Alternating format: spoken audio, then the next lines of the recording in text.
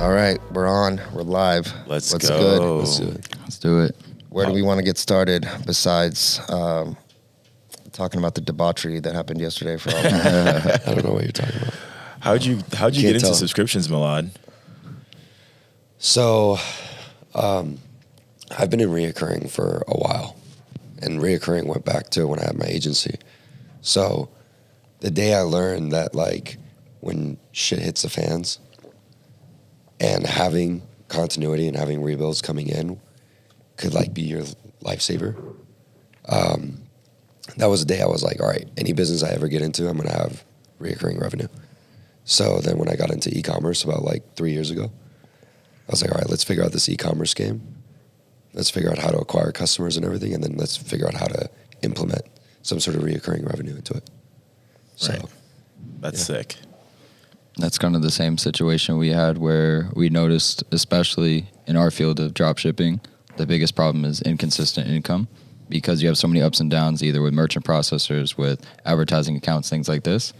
So once we figured out that, you know, if you can get a substantial amount of people to consent to a subscription, you know, you can hold yourself over for months on end, even if something goes wrong, which oftentimes things do go wrong. So it's crazy. Yeah. It's crazy.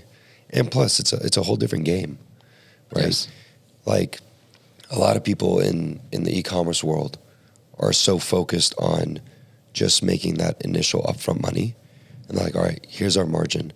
You know, we're trying to make, here's a product. It's cost $10. We'll sell it for 40. It costs $20 to acquire a customer. We'll make $10 every time. Yeah. Right? But when you're in the subscription game, dude, you're in a whole different world. Like, almost every single month, we'll go in the red if we need to, just to acquire people, because we know that it's just a numbers game. We're like, all right, if we have X amount of people coming through our checkout, here's our opt-in, that's the game we're playing. And we know how it compounds and keeps building and building and building. So we actually stopped doing that. So in the beginning, we did go in the red to acquire customers. The reason we stopped is because when we first started, there was no one to share information about subscriptions. It was very like a hush-hush type of thing. And we didn't know that 100% of the people it doesn't go through, right? So a lot of people get disapproved for insufficient funds. Maybe the bank rejects it, things like this. So what ended up happening is we went in the red to acquire a bunch of customers. We did a free plus shipping offer as well, as I was kind of telling you guys earlier. And then we didn't know that, you know, only about 60% of them actually go through. And so we actually ended up losing a substantial amount of money in the beginning. But now we have different softwares to kind of boost our approval rating. But yeah, that's where we actually stopped going negative. Now we just run everything as normal. So we just have normal profit margins on the front end, but we funnel in the subscription on the back end. But yeah. That's awesome. What hurdles would you guys say? Because I know when I wanted to get into subscriptions, Josh and I really connected because I'm a big believer on before you do business with anyone, you want to have like a personal relationship. Facts. Yeah. I feel like people learn that. Well, you're getting married. Yeah. That's facts. You're getting married. Yeah, 100%. man. So, kind of getting into the subscription game, Josh taught me a lot. But what, Milad and Josh, from your experience, like I was a beginner, like what hurdles did you guys face, like learning, since there's not really too much information?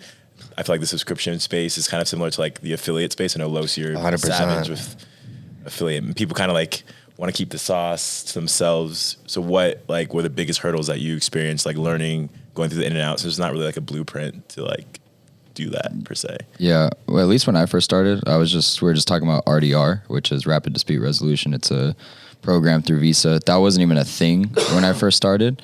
And for those of you guys who don't know what RDR is, it's essentially a program through Visa where they will auto refund chargebacks that come in, which is a huge game changer. So when I first started, the biggest hurdle was definitely merchant processing accounts, keeping them alive. I didn't know about IBOs. I didn't know that you could do processing under other people legally. You know, you have to sign contracts with them. None of this stuff was openly available. Like, nobody would ever talk about this on a podcast, ever. You know, any information you wanted was behind a paywall. You know, they didn't even have this in paid Discord groups. So, yeah, I would say definitely would be merchant processing accounts. I mean, because without processing, you can't make money.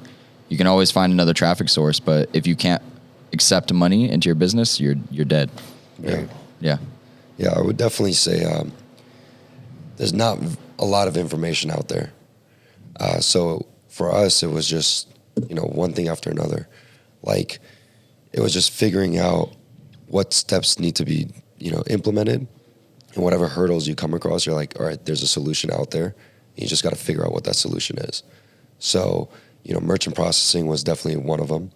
Having multiple payment processors to be able to weigh everything out, make sure everything's growing, simultaneously, evenly amongst everybody. Having customer service teams, right, to be able to handle disputes or handle just the volume of customer service inquiries that come in on a day-to-day basis is huge. So, even RDR, like when you mentioned that, I was like, oh, that's interesting, because even though we've been in the subscription game and the recurring revenue game, I haven't actually heard of RDR. Yeah. So we've got things in place between Verify and Ethica and alerts to be able to know when a customer is submitting a chargeback, to be able to intercept that and refund them before they can actually issue the chargeback. But to do the automated ones is something I learned from you. So RDR is interesting because there was a time earlier this year that I was mentioning there was some turmoil with the FTC. They were going after a lot of people in this sort of subscription game. Like there's a company, for example, called ABC Mouse, which was a children's education company that got sued for, I think, somewhere around $100 million, something like that. And this was kind of at the peak of it. Visa just magically came out with RDR, which was just this solution that just popped out of nowhere, right? Why'd they get sued? So I don't know 100% of the details, obviously, but to my understanding, I looked over it a little bit. ABC Mouse was a children's education company that had parents kind of sign up for, some sort of info product on, how to take care of your kids, whatever. And then people were looped into a subscription on the back end. And I think they were doing $100 million a year in recurring. And they got slapped with a pretty decent charge.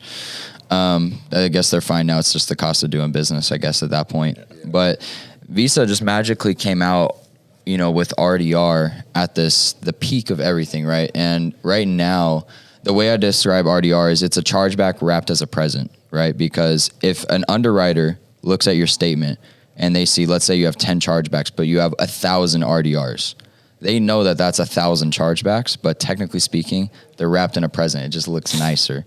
So we're at a time right now where the RDRs really don't matter, but what's going to end up happening is Visa and MasterCard are going to get so strict about these RDRs because they know what the game is. Yeah.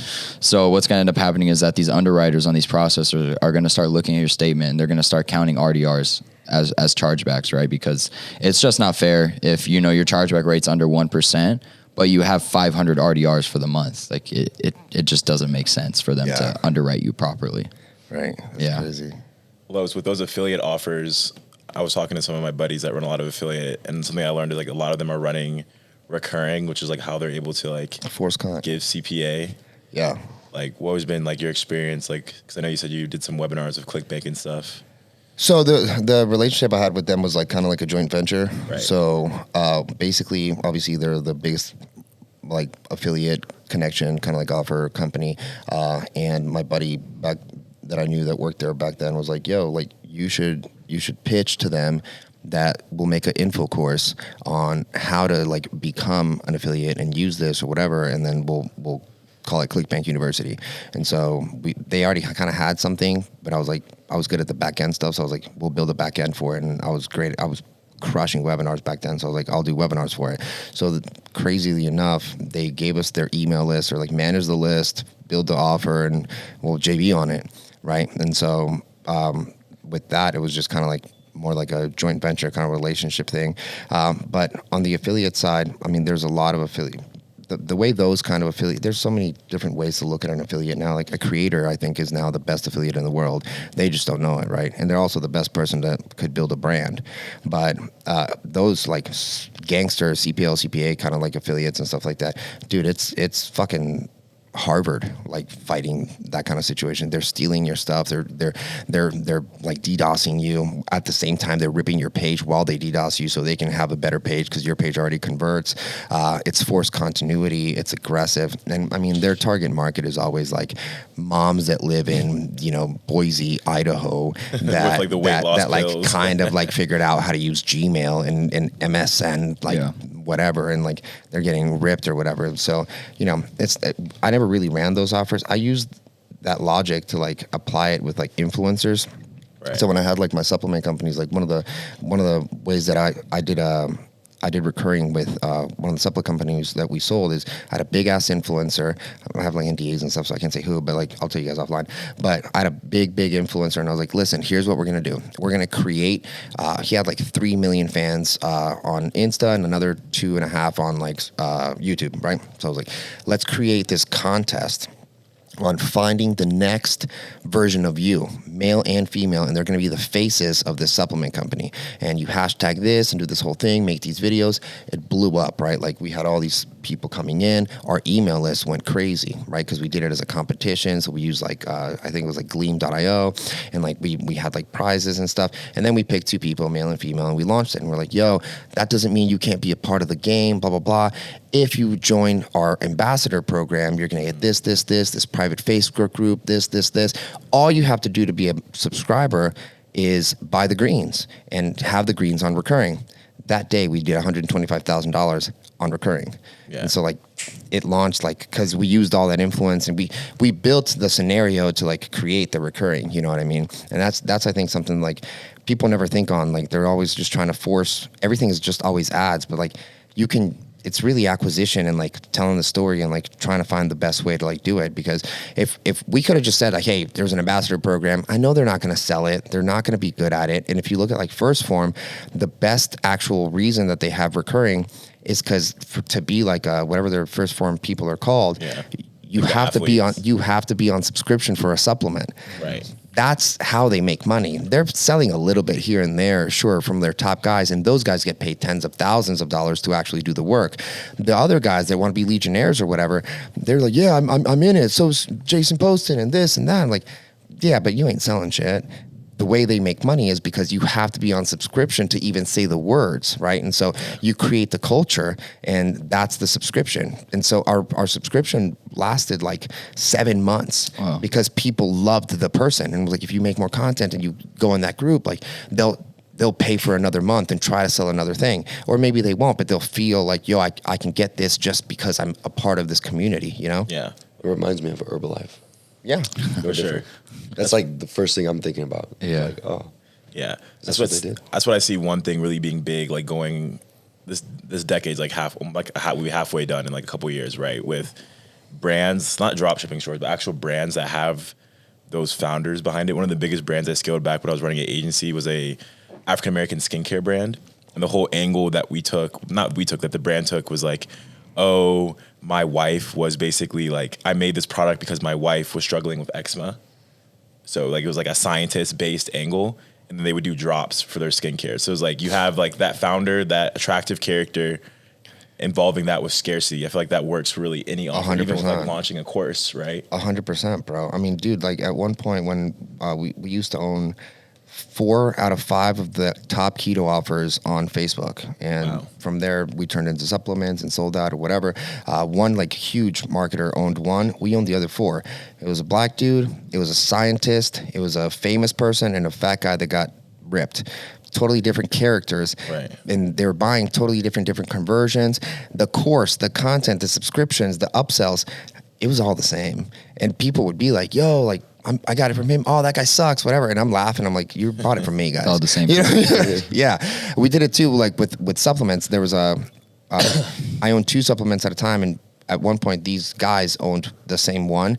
And they hate each other. And they, like, it was this online beef, whatever. And everyone was, like, picking sides. And I was like, we're here sitting in the office, like, you're still buying the same thing, guys. Yeah, I always laugh about that. It's the illusion of choice in the marketplace because it is an illusion. I really like to look up to big brands like Coca-Cola, for example, Coca-Cola has a monopoly on the soda industry. So a lot of these sodas, Procter they're & all Gamble. under the Coca-Cola umbrella. Right. So like Sprite, Dr. Pepper, all these are all under the Coca-Cola umbrella. So it wouldn't even make sense for Coca-Cola to just call it Coca-Cola, Dr. Pepper, Coca-Cola Sprite, because at that point it's all under, people feel like they have no choice.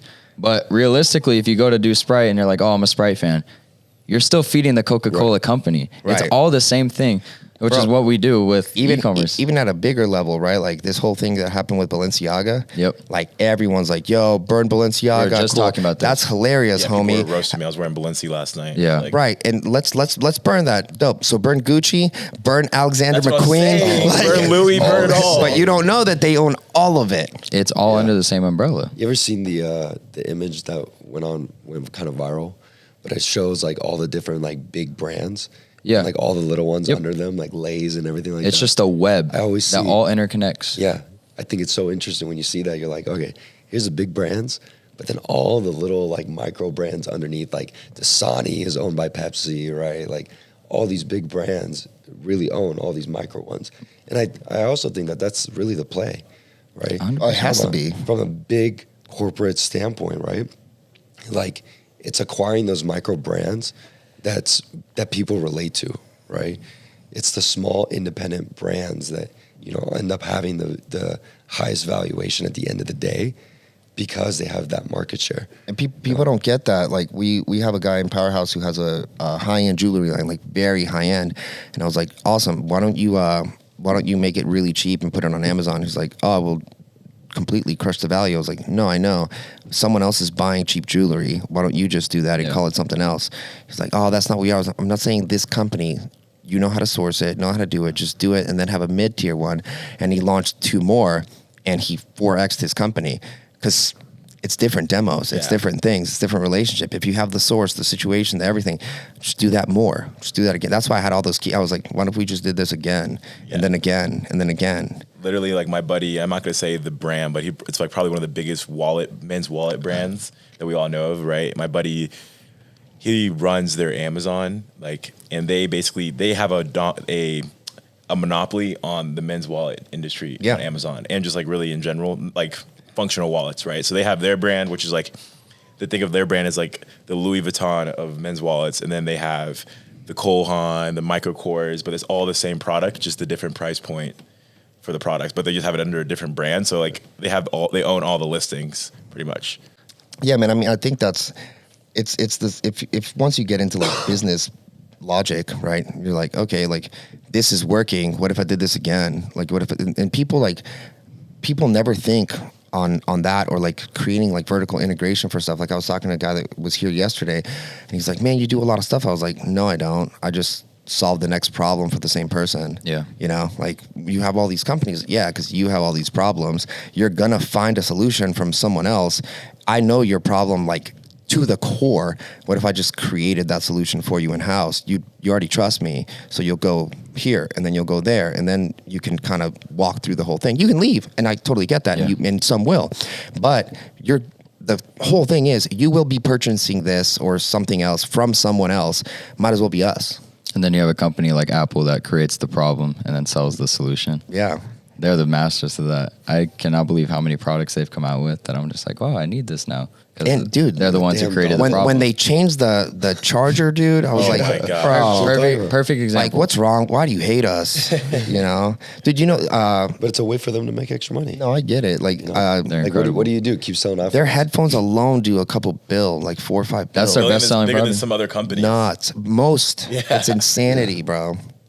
No, but they changed the game though, because then they deserve it. Because AirPods, it's an amazing product. It really is. Like they really did change the game with that, especially with transparency mode. You could fit different tips on it, so it could fit in your ear. It's perfect. Like They don't miss. no, they really don't. And yeah, I think Apple is just one of those companies that's just you can't bet against them. You really can't. No.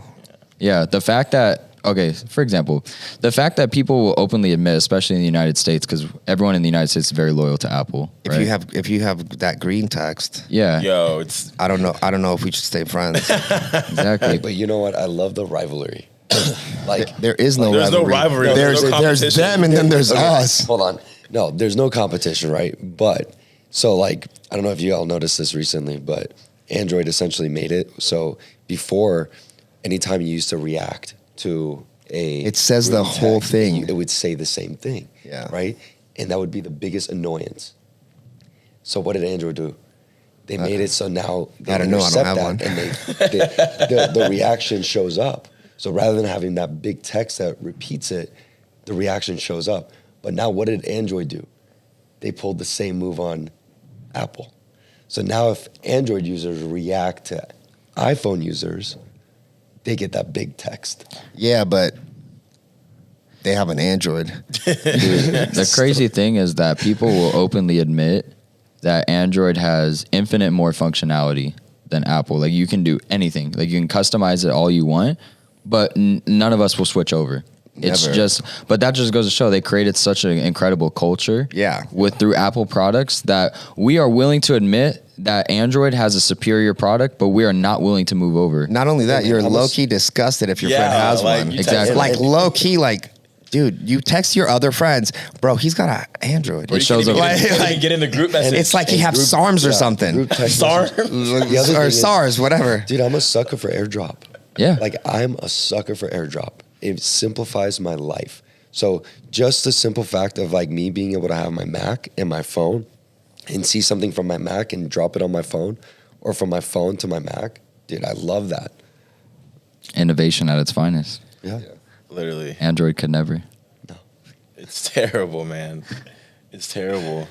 Where do you guys see everything going in like the advertising space? I know Los, you have like your brokerage, so you're like doing a lot of deals, and obviously Milad and Josh and I were both in the e-commerce space. How do you guys think like this year has basically been over, right? So 2023, 2024. I mean, it's the same thing I said at the beginning of the year last year.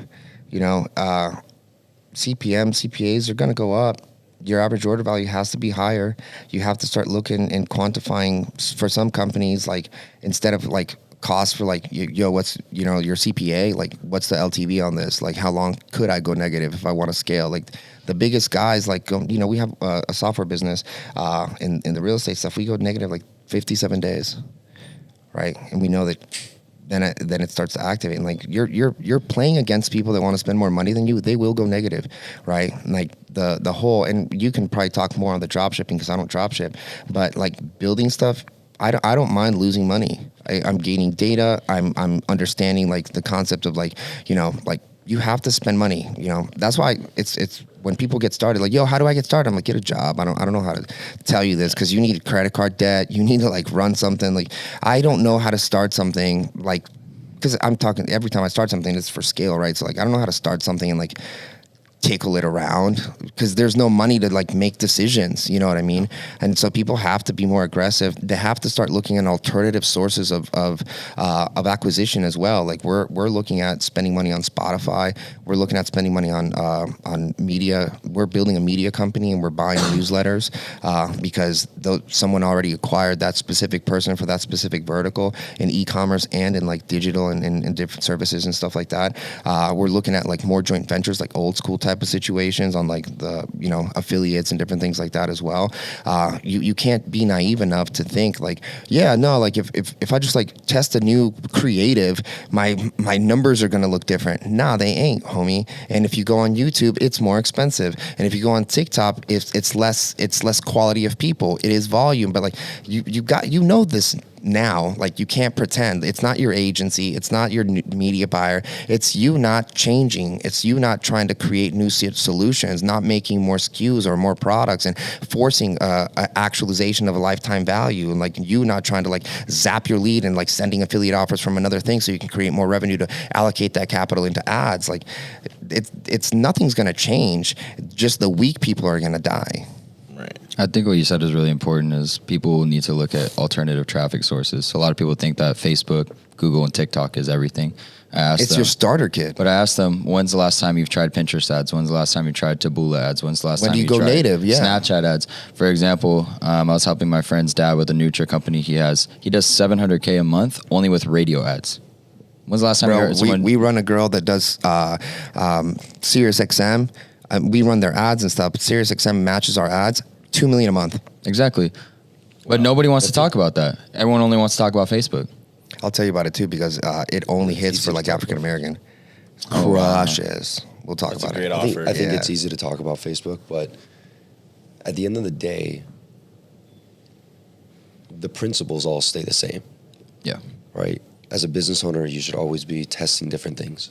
Just like how you're testing different creatives, different ads, right? You should continuously be testing. And that never changes. Yeah, CPMs can increase and cost per acquisition can increase. But it shouldn't take that for you to create a better offer or better funnel and, LTVs increasing. Like, that's not what it should take for you to start opening your eyes to, hey, how can I increase my LTV? You should be doing that regardless. So, Yeah, two more things to add to that I've noticed, just like working with everybody in Powerhouse that does, anywhere from like $1 million to $100 million. It's crazy. People don't have quarterly initiatives. They're like, yeah, I just want to make more money. I'm like, well, how do you plan on doing that? Well, I'll just run more ads. I'm like, okay, to what? And the other thing is people don't test. All right, they test creatives, they test agencies like crazy. When's the last time that you created a specific lander for a subsection of that niche that is specific about that? Like when we were doing the keto stuff, we had women's, we had our 4 offers and then broke that down into women's, CrossFit, carnivore, all these other subsections. And some didn't work, some worked, and it blended into a stronger acquisition system for us because we were hitting like a specific way of like how that person feels. Yeah, they're like keto, or yeah, they like bracelets, but maybe there's another page that's like, yo, these bracelets are made in Guatemala and it's all about the discount and the connection in the community. Or maybe it's like, yo, like this is mad fashionable in LA and like you can be like an influencer, but you don't test pages and you don't split test and you don't like, you really don't allocate budget to growing your business. You kind of like do what worked first and do more of that, and that won't work more. Yeah, it's like thinking about scaling horizontally. I'll let Josh talk about that in a sec. But that was honestly the biggest, when I scaled my my first supplement company, that was one of the biggest takeaways I had, just because we had like, for example, we have that demographic of like the 18 through 35-year-old trying to be like vegan, fit, and then also like the 35 through 64-year-old older mom or usually have kids, usually have gut health issues. So building out those Different pages, was huge. And also this is another huge gem that I learned from my media buyer is actually making Facebook pages that are the name of somebody. Yes. And putting their face on it and then running your review style ads like that. That was a really big game changer for us. Like, for example, if we have a UGC creator, her name's Jessica as an example. Okay, well, I'm gonna make a UGC page called Jessica. I'll do that on TikTok, on Instagram, blah, blah, blah. And then I'll run the UGC creative with her as that. So it looks completely different. And that was one of the ways that we've been able to like consistently scale different angles. You can also do the same thing as like a fake blog site, like the advertorials, Amazon reviews, this, whatever. Like, because people are influenced by what we tell them to. Is the truth. Social I proof. think it's just a matter of creativity. You are who you tell people you are.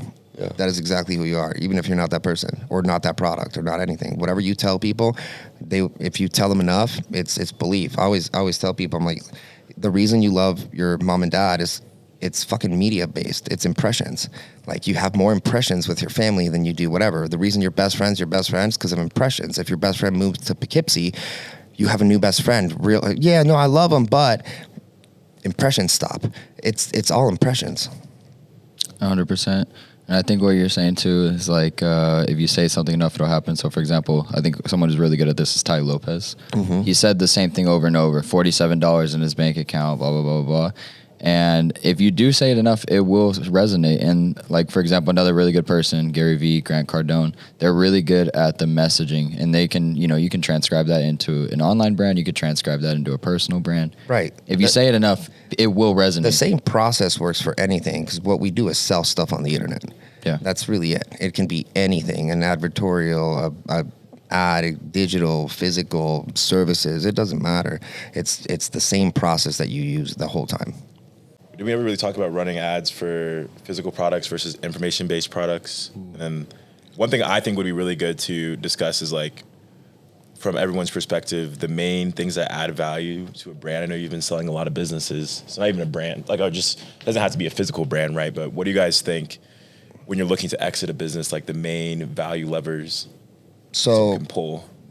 People, actually, I was talking to somebody about it yesterday, because we're selling a few companies right now, and one of them is selling for a lot of times. Let's start from here. a lot of times people are buying companies, right? Because we work with smaller aggregators and different like funds and stuff, and they'll scoop a business up that's like, yo, we got it at a clip, like it was like a 2 times EBITDA. And then like, oh, we wouldn't want to buy that one. That's a 5 times EBITDA. But what a lot of times what you're saying when that company's a 5 times is there's resources. I know that I can buy it at this much and it'll maintain and I can scale that. When it's a 1.5, what you're saying is like, shit, there's a lot that needs to be fixed and I could put my money into this to make it work.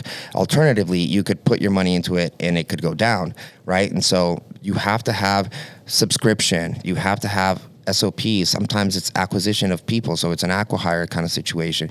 Multiple channels, right? Like a lot of time, we're selling a lot of companies right now that have a lot of Amazon or just Shopify. They're getting less because there's fear from the people that are buying. Like, yeah, but what if CPAs go crazy, and what if like the listing has a problem? Then you're done. You are done, right? And so it is like fearful because you don't have more channels, right? And so channel distribution is extremely important. Having processes, systems, and also having your numbers right. Like a big thing that happens, we just I can say it, whatever. We just acquired a due diligence company, and because we do so much of it now, whatever, and no one has their numbers right. And that is what takes 6 months to a year or more. Like you need to run your numbers like you're going to be audited, because you either are at one point, because it scaled so fast. Like I've been audited because we scaled one company from like 1 to 11 million in like a year. And so we had to do that. And the second, if you want to sell the business, run the numbers perfectly so you can save all that time, energy, and efficiency to like maximize the opportunity to sell faster. Yeah, so about knowing the numbers, let's say you're going and you're approaching a brand and say, hey, I might want to acquire this. But let's say they really have no idea about their numbers, and let's say there's a leak in their finances. How unattractive is that to you as a buyer? I mean, depends on the specificity of that leak, but it's not that unattractive. It's kind of expected. What's unattractive is what we're going to come back with on how we want to buy it, because there's this belief, right? I look at it on buyer side and a seller side. There's this belief like, oh, my company's worth all this money. But when you're selling, and that's all you think about, like, oh, I should get the max. And you should, obviously you want that. But when you're selling it to someone, right? Like I've seen people lose a $50 million down payment with a carry because they're like, nah, I wanted to do like 80 million on that, whatever, blah, blah. And then the deal didn't go through.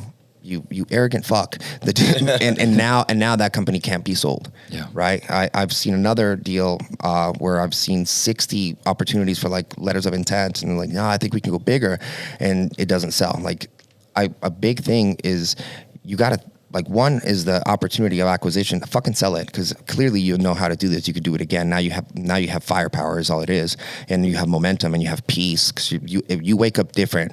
And the relationships from selling too. Yeah, when a different amount of money is in your bank account, you wake up different. You don't wake up like, I gotta get it. Like, you wake up like, I'm gonna do this. You think different. You think slower. It's totally different, right? And the ego of selling companies, like, oh, I want to sell it for this much and this much. Just get rid of it. You know, you can do it again. And the person that's buying it, a lot of times the finances are often wrong for the most part, right? Like, most people don't have controllers, they don't have CFOs, they're kind of like running it on QuickBooks or whatever the case. A lot of times even people are like running a lot of their finances through there, and they don't know how it's going. They're missing so much revenue. So, you know, the big thing is investing in the fact that someone's going to look at it and get your stuff straight. It sometimes can like defer the amount of like, you know, the multiple that it's going to be sold at. We don't even take on companies that are on a downtrend or look bad or whatever, because it's, especially right now with e-commerce and software, it's just so unattractive to people that they don't want to pick it up. Yeah. Jesus Christ. That's a huge But like 3 years ago, you could have a shit stain and it'll sell for 5x. Right now, you have to have your stuff tight and it'll sell for 4 to 5. Yeah. I feel like now's like the best time. Like, I'm in the process, like I'm working with you, obviously with you guys in Deal Flow. I think now is like when I was talking to the team with Bo and Santiago, is like the best time for buyers, just because everything is going to be, I feel like, trading at a much lower multiple since the market's kind of like going down. So I feel like for brand owners who are watching this, like, now's the time to double down, just because, let's say, like, whoever wins 2024, right? Let's say a Republican wins. Obviously, I feel like the market's going to go back up, right? Yeah. So then that means your multiples are going to be higher, and all the work you put in these next 18 months, 2 years, you're going to reap even larger benefits if you decide to sell your business then. You know, a lot of people don't want to sell their business. When we first bought the brokerage and we announced it, we had like a lot of like people clapping back, like, yo, this isn't what I want to do, blah, blah, blah. And we're like, I'm confused. You have an e-commerce company. Do you want to just like own it forever and make 10% margins? Or like, why did you? An e-commerce company to me is a savings account. Digital and service business is a checking account. I get money anytime, all the time. I put money, sometimes invest more money for a big savings, right? Like it's like wealth building and stuff. And I recently, we're selling a company from a friend that's in PH, and he was like, nah, dude, I think I want to sell for this and that. And I was like, let's get like fucking naked. What do you make a year?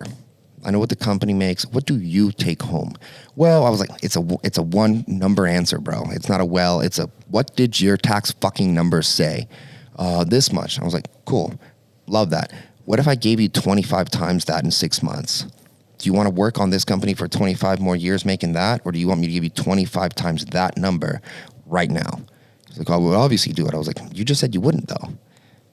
Because you're attaching the gross number and like, oh, this could be. It's like, what do you make though, bro? Get over this like 10 million, 12 million. That's not what you make. It's cool on TV and like we can say it online like, oh, we make all this money. What do you make though, homie? Yeah. You know, like think about it like that. Be selfish, because a lot of people are like, oh, that I've had drawbacks on this. Oh no, dude, that's my baby. I was like, that's crazy. My fucking child is my baby. This is a binary system that provides money for that person. Actually, stop loving it like it's like it doesn't love you back. It actually doesn't give a fuck about you.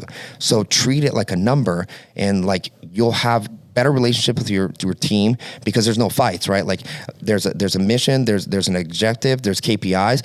We didn't meet it. Why? Numbers or tactics or what? What do we do? Well, there's a hypothesis now after these numbers showed this result that we have to do this or that, right? It's binary as hell. But people treat it like, well, I feel like you want to be right. I'm not trying to be right. I'm trying to get it done. You know? I think you see that a lot with newer business owners. Yeah, for sure. Seasoned business owners. Yeah, right? Yeah. I mean, even yesterday's conversation at the restaurant, me and you were like dead in the eyes, like, no, this is this is just numerical. And you're like, well, I like, I don't care about your feelings. This isn't like a therapy session. This is a binary concept of like what you're trying to tell me, and mathematically it won't make sense. It's that easy. Yeah. I mean, there's different ways that people will look at businesses. Like, for example, the way I look at a business versus the way someone like a Jeff Bezos looks at a business is going to be extremely different, right? If I'm trying to talk to him, he's probably going to say some stuff to me that's going to go way over my head, right? But if I'm talking to someone who's maybe doing 100 mil a year, I might be able to understand those concepts. But, you know, someone who's doing multiple billion a year, they're thinking in business in a whole different dimensional realm than I am. They're looking at so many different oversights, so many different concepts. But even then, you already said something that most people don't get, right? Like, because I talk to a lot of people that are doing high 7 to mid 8 figures, right? And they want to hear, like, for Powerhouse, they're like, yo, bring in this guy, and I can call him. Then this guy's doing 120 million, right? And I'm like, why? He's like, oh, because I want to know how to do that. I'm like, you're doing $7 million and you want to hear from a guy that's doing 120, not lifetime, like last year.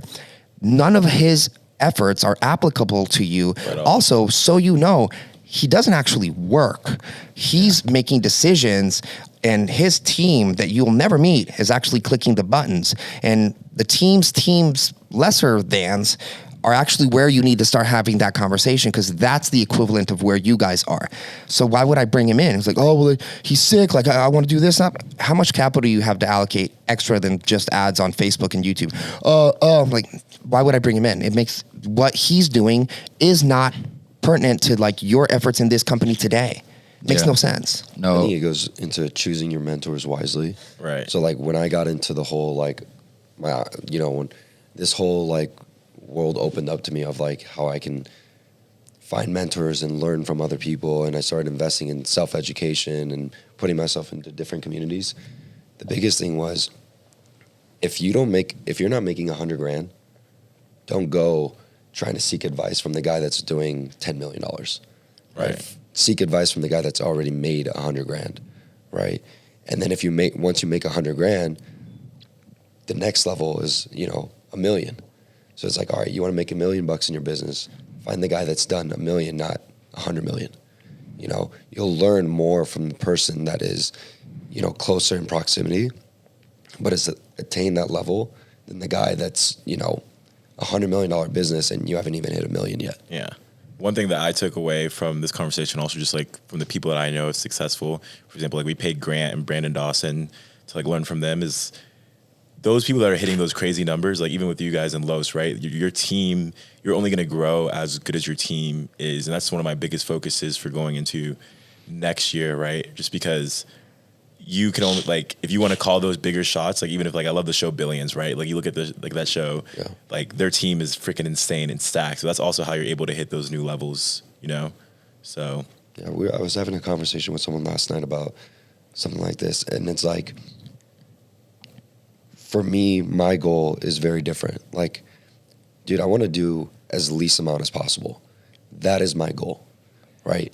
Everybody's different. Doesn't mean it's right or wrong, right? Everybody's goals are different in their business. But for me, it's, dude, I want to do the least amount as possible. So there's times where I don't respond to things in my business. I don't do things in my business, and I want to see how it gets handled. If it's not done or handled within like 24, 48 hours and it requires my effort, that's an area of my business that needs attention, that I need to be like, all right, who do I need to hire? Who do I need to bring in to take care of this part of my business? I don't want to do shit in my business, right? I want my business to be autonomous, where I could be fully hands-off. I could walk away, and if fires happen, there's someone else there to put the fire out. It shouldn't require me, right? And that's just from the place I'm in my business and from my personal experiences, that I'm like, dude, I don't want to work hard in my companies. Yeah. Like, I want to be autonomous. I want to step away. I want to let other people do it. This is something I learned from, shout out to Paul Nicholas. He's a big e-com guy in Australia. He told me this last year. He said, the strength of your business is how long you can go away and it runs completely fine or gets more profitable without you being operating in the business. Yeah. And that's what, as a CEO, that's really what you get paid for, is to make decisions, important decisions. And this is something that me and my business partner, Omar, have really tried to structure recently, is just automating everything. We do a lot of our own media buying still, just because we have our own little style to it. But, he can attest to this. I love to go on vacations. I go on multiple vacations a year, preferably in South America. And when I go there, I just go crazy. Like, I just go all out. And then I don't have to respond to Slack. I don't have to respond to WhatsApp, nothing. And my business still goes fine. And I think it's like a huge blessing. But like you said, if someone's operating and they're only making $100,000 from their business, they're an operator. They're being someone that's working. They have a high-paying job. Yeah, exactly. They're working in their business. But if they're trying to get from advice from the dude who's doing $100 million a year, he's doing exactly what I said. He's just making like 2 or 3 big decisions a day, right, and going about his day. He's not the one manually setting up everything. He has no clue. Exactly. But that's not his job. He doesn't know media buying strategies. Right. He doesn't know any of that. Like it took a while here because I don't work the month of June, at all. Like I just leave, and it started with a week, and I was like, oh, that's pretty good. Then 2 weeks, and I used to be like Slack heavy, boom, boom, boom, boom, and then I was like, hey, I'm gonna leave, and then I have an event, and then I have this. So it ended up 3 weeks, and I was like, I think I just not come. So last year, I didn't work the month of June. I don't work on Wednesdays, and with the events and stuff, I pretty much, that's another month. So if you add it all up, I pretty much don't work 4 months out of the year, and it took me I felt like a piece of garbage at first, because I was like, man, I'm a piece of garbage. And then I realized no, I built a good business. And now I'm like, oh, I know how to run companies, and now they're learning, they get in trouble sometimes, because I'm like, if I have to come in, what are you doing? What is off?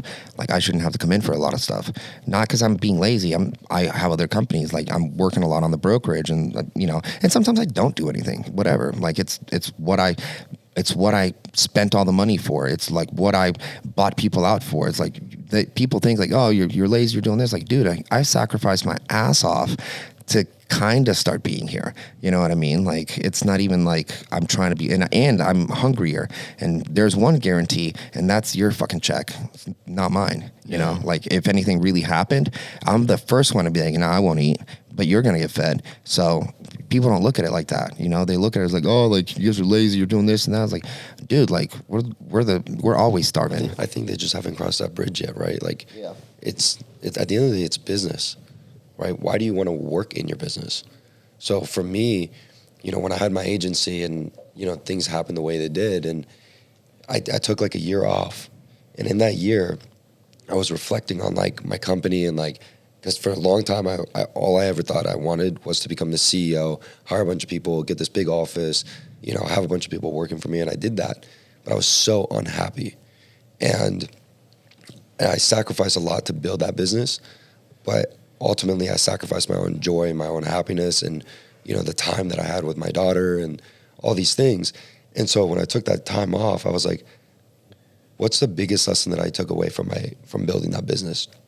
And for me, it was, you know, I built a business, or I built my life around my business. And I didn't want to do that again. So the most important thing for me, for any business that I wanted to get into or moving forward, was build a business around the life that I wanted. That's exactly what I did. Because like I said, I think a lot of, especially now with young entrepreneurs, they look up to people like Gary Vee, which are solid dudes, but you have these people telling you that you need to work 18 hours. That are also billionaires. Every single day. But that's just, it's not going to bring you happiness. When I first started, that's what I was doing, is I was waking up at 5, literally working until 9 o'clock at night, and I'd wake up and do it again. But I wasn't happy. And then, you know, especially within the past 2 years, I just travel 24/7, and it makes me so happy. That's what you need to do. I mean, in the beginning, of course, you do need to work. Dude, a lot of people people love Gary Vee. I think he's a bum in a lot of cases too, because he flexes. He's like, oh, I work. Like I think he's a net positive. Yeah, totally. But like in some other ways, I'm like, bro, you like you barely see your kids. You, funny enough, you just got divorced. I wonder why. Like, yeah, if you just, I get the like, all I want is to win and money and that, and that's his real joy of life. But his kids are going to grow up to like, have a lot of money and stuff, but like have a mediocre relationship with them and like stuff like that. Everything, you know, like I went through that phase where I was just like grinding my eyes out like all the time, wasn't going to the gym as much, no really good personal life. And then when you have that balance of like, okay, like for example, sometimes I go through, I think it's like seasons. I'm a big believer in seasons. I'm a huge believer in seasons. Like this season from now until 24, I'm 24 is like focus, get the bag, that's it. But maybe when I'm a little bit older, a couple years, okay, maybe I want to be at the point in my life where you have a business where it's like, if I want to take a year off of work, just like work a couple hours a week and you might make less money, right? But you have that freedom. That's the thing with entrepreneurship that I love. But also you have to kind of build up and get that momentum to have that. That's why it's seasons of growth. For example, some people like most you like take off in the summers, right? Yeah. Some people go hard in the beginning of the year, take off in the summers. You know, or the vice versa. They take off at the beginning of the year. Like, for example, my birthday's in February. So I go hard in January, and then February I kind of fuck off, if I'm being honest. Yeah. No, I think for anyone that's you listening, can do that. Yeah. I think for anyone that's listening, that should be your goal. Like, don't forget that you still have to work hard to get to that point, but that should be your goal. And you figure out what you need to do to hit that. It's like working backwards, right? There's no difference between when you're like, all right, I want to make $1 million this year versus how can I, you know, not be so much in my business? How can I take a month off in my business? What needs to happen for me to do that? Same thing. When you say you want to make $1 million, you're working backwards. It should be the same exact thing when you're like, all right, how can I take a month off, go on a trip? What needs to be in place for me to do that? Yeah, I mean, it goes back to this thing is numerical. Like you figure out like I want to do this. All right, what do I need to spend? What do I need to do? How many leads? How many customers? How much subscriptions? What's the retention? You can just backtrack it to that, you know. But a lot of people, you know, everyone starts because they're poor. And they're like, I gotta get money, you know. And then once you have it, you're like, I gotta get more because you just fall into this trap. But then when you realize like, okay, like this business owns me. I don't own a business, you know. Like you start making choices, you know. And I love the seasonal thing too. Like I talk to my wife in seasons. I'm like, yo, listen, we're doing this right now, but like this season, like I gotta whatever. Like when the brokerage started popping, I was like, hey babe, this season probably probably 6 months, I might be home at 7, but I still won't work Wednesdays, and I'll try to take every other Friday off or whatever, and we'll do little vacations, but I won't be home for like I'm home at 7, 8 o'clock, whatever the case, because I'm in California time, like doing deals and like having to close contracts and no one else can do that work but me. I can't hand that off. And we even have like CEOs and stuff, like it's still like got to talk to the founder. You've got to like maneuver the situation. What does this look like on numbers? Like you got to do the work, right? And sometimes you don't have to do the work because you put in the season of that work. And so you get to be like, hey, I'm going to go fuck off. I'm going to go do this, whatever the case. I'm going to start a hobby, whatever, anything you want, How do you handle balancing business and then a relationship? Because that's something that I recently had to dabble in. And it was a great question. It was a bit of a struggle because a lot of times in the beginning, women will say that they understand if you have a certain lifestyle, and then over time, that understanding might fade away. So how do you balance that? It fades away because of communication. Like that's like my wife and I have been married 15 years. Congratulations. Thanks. Together 17, and like the one constant that I have is like I over communicate and I don't fucking lie. Right? Like that's it. Like it's no, and I know a lot of married people, know a lot of divorced people, and I think that where I win in my particular relationship, everyone's different, whatever, but it's like I communicate to her whether she gives a shit or not, because sometimes she doesn't for sure, but I'm like, this is what's going on, this is that, so my stress, my this, my whatever, and like this is why I have to do this is that, and sometimes I don't, and sometimes she's like, yo, but you said this. I'm like, I know, I fucked up. This is why. I'm sorry. Like I take accountability when I fuck up. I'm over communicative. And I also, a big thing is I respect her. Like if she says some stuff that frankly, sometimes I say shit that she's bored with. Sometimes she says things that I'm bored with, but I pretend that I'm all in, listening, present, boom. So I'm giving her the respect and the thing, because a lot of times women start to feel like, oh, you think I'm not as good as you because you have harder stuff, you make more money, whatever the case, right? And so if you respect them and you give them like admiration and love and whatever, like I send my wife flowers randomly like every other week, all of her edible arrangements and weird shit, right? Just because normal people don't. And so it's always like a little thing like, oh, he's thinking of me, he loves me, whatever, random texts, all that kind of stuff. Like it's this, like I put in work with my relationships, whether it's a friend or my wife, like it's a job. Because it is. If you want to stay close, it's like we're not 17 anymore, like it ain't like, yo, it's a vibe, like I'll see you, like whatever, we're fucking around. Like if you want good relationships with people, you have to put time into those relationships with those people. And if not, it fades away just like anything, because it's fucking impressions. And would you say that having a wife specifically has helped you in business? Because I'm relatively young, so obviously I am shiny object syndrome when it comes to girls, and it definitely does spread my focus fairly thin. So that's something I've been thinking about recently, is that, if in the future, I would love to get married one day, if it would help with my business, because I'm not, looking in so many directions. Yeah, it would. And it's even crazier when you have kids.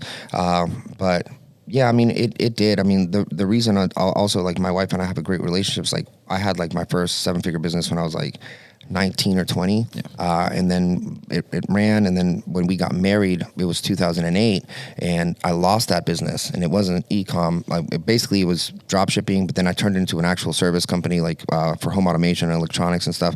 Lost it. She got 3 jobs, and she was like, nah, just figure out the internet thing like you were doing before. And I was like, really? She's like, yeah.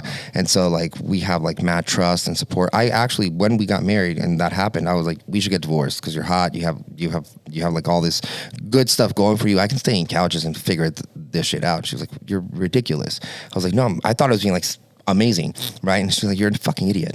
Like, no, just I'll get more jobs. I'll have credit card stuff. We can go in debt. We went in debt. She had 3 jobs. She was carrying us for like a year and a half, and I felt like shit, but like, she knows how hard I worked. I know how hard she supported us and whatever. Obviously we cleared all that and whatever.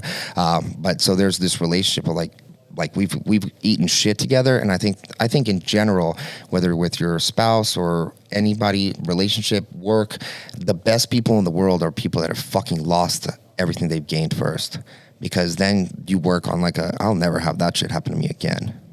100%. Yeah.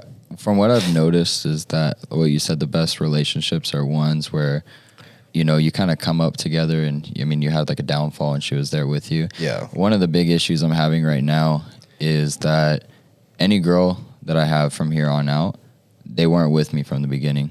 So it's almost like a situation where I don't really know if they would be with me if everything went to shit.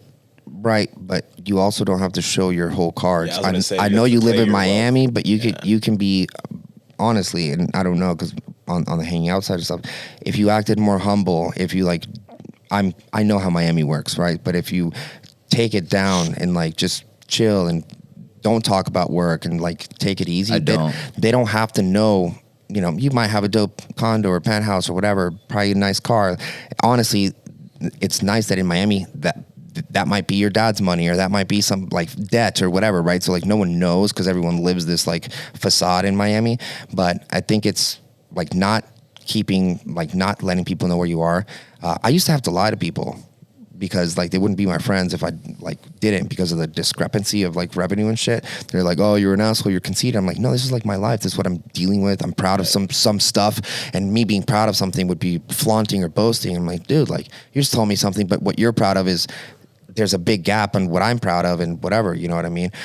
So again, communication and like probably kind of like downplaying yourself for a little bit until you feel like it's really kind of moving in a direction. And when it starts to move in that direction, heavy communication, to, you know, kind of like see where the relationship is. And maybe even like this is kind of whatever, but maybe even like if that happens, lying, be like, yo, I just did this, lost all that, whatever. We're going to have to go to fucking Wendy's or whatever and see how that acts, because you can kind of start to spot like, oh, she's acting cold. She ain't coming over as much. Got it. I figured. Because, I mean, Miami is a place where, like, I mean, there's TikToks where chicks are like, yeah, I want this kind of man. I deserve this kind of this. And so they're out, they're hunting. This is something I've done. Girls in Miami are not loyal. Yeah. Yeah, for sure. Oh man, we got some off-camera stories. We got some stories about, but it's loyalty test, man. Woo, there's that was funny, something man. that I do. Like if I ever go on a date, I don't wear any jewelry. You know, I don't take them out to expensive places or anything like that, because it is true I want to see their intentions. But still, eventually people will get the vibe. Like, you know, if they come back to my place, they see, okay, it's nice, or a car or whatever. So even if you don't like flex on them, they will get the vibe though. You can't hide who you are. Yeah. Exactly. So it does come to that point where I think I might have to do what you said, where, you know, I might have to say, hey, my business failed, so now we have to go to McDonald's and see what happens. Yeah. Because it's something that I really do think about a lot, because again, eventually one day I would love to have a wife and kids, but I would want to make sure that that woman is actually with me because she likes me, not because she's going to be taken care of course. Right. Of It course. might be hard to find a wife in Miami. Well, that's why I go to South America. I've told them this many times. My wife is somewhere in a small Colombian village tending to cows right now. Yeah. Like I recently got a girlfriend too, but it took me like, one thing that I feel like as men you have to do, you got to take your time to like really see how these women operate. Like I knew her for like 4 years before I decided, okay, like I want to date her. That way you can kind of just like do your diligence, see how she moves, and also like see if people are complacent or not. I feel like a lot of women are pretty complacent with their lives. So like for me personally, I would just get too bored. I couldn't do that. I think I would say I wouldn't necessarily suggest going out and having a lie to say like, oh, you know, I lost my business. Like, let's go to McDonald's, like to see how she acts. Because at least from my perspective, it's take your time. Like there is zero rush to get into a relationship. Like you might, there's nothing wrong with wanting to get married, having kids. Like that's the future you want. Nothing wrong with that. But to think that that's what you need to have like tomorrow, that's where I feel like we rush into things. So instead, kind of like what you were saying, Kendall, it's like, dude, you get to know this person for like 4 years. For me, I went from being in a 10 plus year relationship, being married, and then now divorced, right? And I look back at everything, you know, my relationship, what I could have done differently, what my learning lessons were, everything. And right now, it's like, of course I want to be in a relationship, and I love love. I love all that. However, I'm not going to rush into anything. I want to get to know people, right? Like my financial position is very different now than before, right? So for me, it's a lot more along the lines of like, I want to know who you are, right? How are we, just engaging with one another, right? When we're not necessarily always going out to expensive restaurants and doing stuff, how are we when we're just chilling, right? And get to know that person and how they are, on their own time. Like, what are their hobbies? What are they doing? And see how you are over the next couple of years. Start off with a friendship and then. Also, one good thing that Miami does have is it has hungry people. So you could find a chick, just an example, right, that like is doing well in real estate, and she's an agent, and she's got her own thing too. I think at this point, right, like if I wasn't married to my wife, I would have to find someone that I have business in common with, because if not, I'd be fucking like not into it. So we just were talking about this. So I recently just cut it off with a girl. So she, very good girl, nothing bad to say about her. But you know how when you first start out as an entrepreneur, you're very focused on mindset. Everything's about mindset. Everything's about growth, which is great. Very good girl, very cute, but 24/7. That's all she wanted to talk about was just mindset, growth, this. And it just got to the point where I just couldn't do it anymore. Network marketers, man. Yeah. So like I would never date a network marketer. Yeah. So I couldn't do it anymore, because if I just want to Netflix and chill, I don't want to talk about leveling up in mindset. I just want to relax. That's all I want to do. That's just what I want to do. So, I don't know. When I first, I think also it's like a more seasoned person, like not someone that's just getting started and like is trying to do someone that's like, yo, my career is moving forward like yours is, because that way, like you're in a standard of like, no, I get it, support you, cool. She doesn't want to fucking talk about it either. Yeah. Yeah. So I think I want a woman that I know is capable, but not having to do with that. Yeah. Like I don't want my wife working. Right? I don't want my woman working. Yeah. Like that's my thing. I want you at home with the kids, like doing that. 100%. But if you wanted to, and you're capable of it, that's the kind of woman that I look for, right? Is that confidence and like the strength of knowing that you can, but you don't have to. So I'm interested to hear from you guys, since you guys have both been married. There is, I think, definitely the more old school route of marriage is, marriage has problems. Obviously, no relationship is perfect.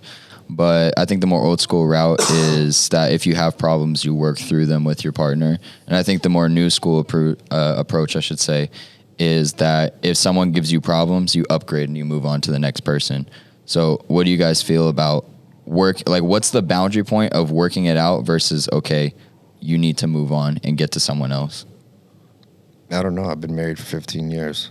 So I feel like it's commitment too. Like once you commit to someone. Also, like I don't get in fights with my wife. Like That's amazing. I fucking don't. I think it's because I over communicate. There's nothing to fucking fight about. I don't really get in fights with people at work or anything, because I'm not trying to fight. If you're right, I'll eat it.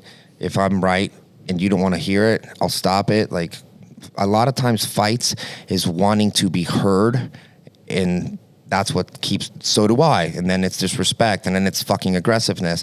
If you just like take it as like, there's a book by Ray Dalio, right? It's called Principles, and he talks about the order of consequence, and it's applicable in everything, right? So like if we have a conversation, let's say you're my wife, and it's going somewhere, and I'm like, oh, I'm right, but like I can see she's upset.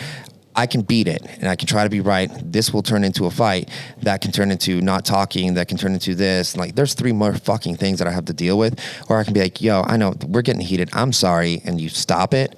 You're right. My bad. Eat it. Like, take the ego hit, whatever. Don't deal with it. That order of consequence shifts into like, okay, my bad. I kind of yelled at you. No, it's all good. I love you. Love you too. You shut it down, right? The reason people fight is because they want to be heard and they want to be right. It's not because of any other reason, right? You want to get your point across more, that it gets aggressive and it gets intense, and you start talking like that. If you shut it down because you can sense it, then there's no fight. That's really good advice. Thank you. Communication. That's pretty solid. Yeah, I think communication is really important, and I guess to what you said as far as like, today just seems like people are just ready to move on, right? I think our culture has just made it seem like it's so easy to walk away and go to the next best thing. But just like anything in life, I think it really just comes down to like real effort. Are you willing to take the harder road? Are you willing to take ownership and responsibility for what you've done? And in a relationship, like, I also think it's important to recognize your efforts. Have you both done everything that was necessary and everything that you could have to reconcile your differences? Because eventually, like, at one point, yeah, maybe both of you are in two different roads and you're just not compatible with one another anymore. And there's nothing wrong with that. You know, you can love each other. Doesn't mean that you have to be in love with one another continuously. Because I also believe that, so I'm a big believer, I think that I've got kids, right? And I think our old culture, you know, when we look back, I think parents end up staying in relationships because of because of the kids. Facts. Right. And That sounds like torture, man. Yeah. well, it is. And I think that that's setting the wrong example for your children, right? Like, for me, I love my kid's mom. She's probably the best mom that I've ever seen, right? I have a lot of love for her. We're not in love with one another anymore, right? And I appreciate who she is, but we're just not meant to be with one another right now. Yeah. Right. You know, but I think that, to go back to what I was saying earlier, which is like, the old culture is like, you have to be in a relationship because of your kids. You have to, like, suck it up and you have to deal with this. But today, I think it's more important to set examples of, like, hey, if you've done everything you absolutely could in this relationship to reconcile, to see eye to eye, but you just don't, there's no reason to force yourself to be in a relationship that isn't making you happy. You can walk away and have a good, decent relationship with one another. I think that's where a lot of people fuck up, though, is that when they do walk away, everyone wants to one up on the other person. Like, Yeah. especially when parents split. I've seen this so many times. Like, my parents split, and everyone, each side wanted the one up. One side wanted to, you know, get the kid to be on their side versus the other side. So, you know, the fact that, Using you kids know, as pawns. yeah, exactly. And especially, it's so unfair to the kids too, especially when, you know, you have to go into like a courtroom and they want you to pull you one way or the other. It's really, sucks. it's not fun. But yeah, like the fact that you're not with her anymore, but you guys are still able to have like a healthy co-parenting relationship is amazing. Like, a lot of people need to take inspiration from that. All right, boys. That's always been my number one goal from the very beginning of all this, was like, I want to have a good relationship with her. And so there was a point, you know, when this was fresh in the beginning, I would force myself to not ask my kids how their mom is doing. Mm-hmm. And part of that was because, as little as that might be, it's putting them in the middle. And so my number one focus was like, how can I prevent my kids feeling like they're in the middle of all this? So I wouldn't ask them like, oh, hey, how's your mom doing? What's she up to, or anything like that. I would never ask that. It was more like just focusing on them, who they are. Hey, how you doing? What happened today at school? Let's talk about you. So We got to wrap up. I got to do some calls. You got to go to Disney and get your car, and Yeah. y'all probably got This to was knock great, out though. some I'm excited to VSLs. see how this was turns out. awesome, man. Anytime you guys want to drive up, man, let's get it. Yes, sir. Yeah, we got Thank you. Los. All right, guys. Subscribe, join the notifications. We will see you on the next pod. Peace.